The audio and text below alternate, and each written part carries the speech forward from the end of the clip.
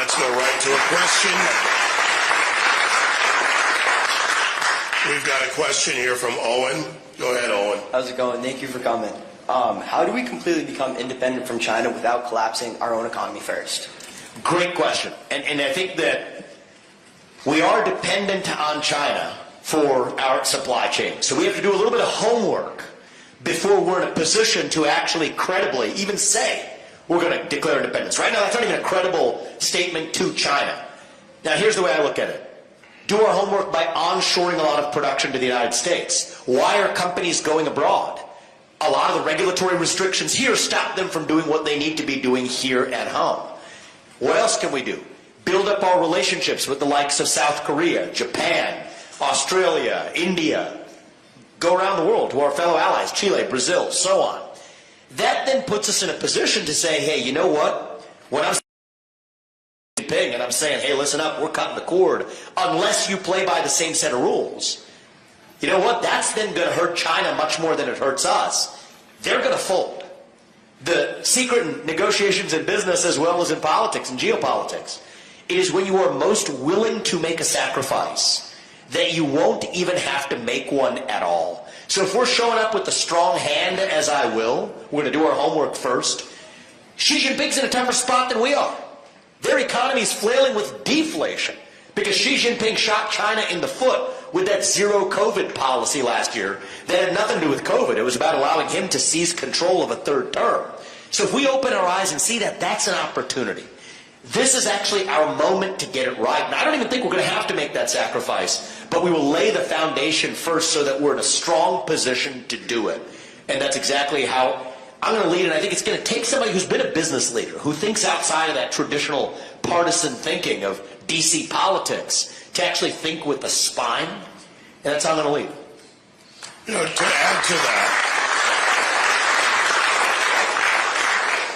energy policy with nations in need and our friends around the world.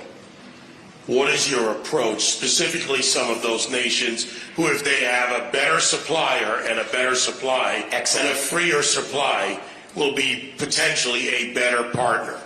You're asking great questions, man. This is good. So I'm going to share something I don't think I've shared in the campaign trail a lot, but it's definitely part of my policy vision.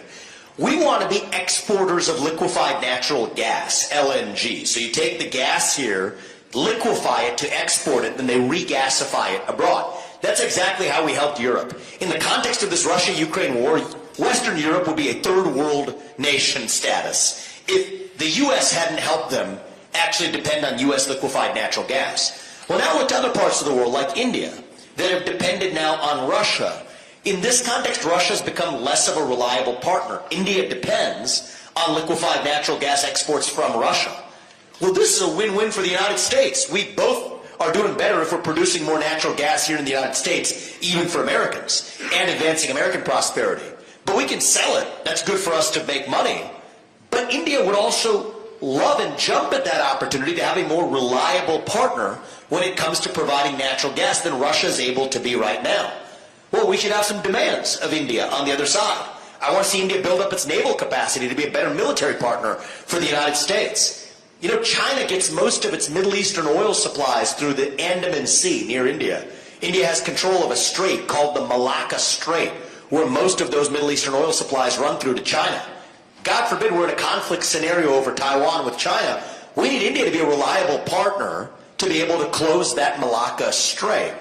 But how do we do that? We can give them something that they want, which is access to liquefied natural gas, without giving anything up ourselves. In fact, that's what we want to be doing in this country ourselves. So that's a win-win-win. And I'm glad we're having this conversation because I haven't heard a single Republican or Democrat presidential candidate talk about this. These are the real ways in which we deter conflict in China and Taiwan. Because if we have India as a secure partner, that's one more reason why China will have to think twice or thrice before going after Taiwan. But while we also advance American prosperity here at home. And I think that that's the kind of leadership we're going to need, is to think about how we're strong enough in the hand we play such that we're never going to have to actually play it at all. That's how we avoid conflict with China, avoid World War III while still advancing American interests.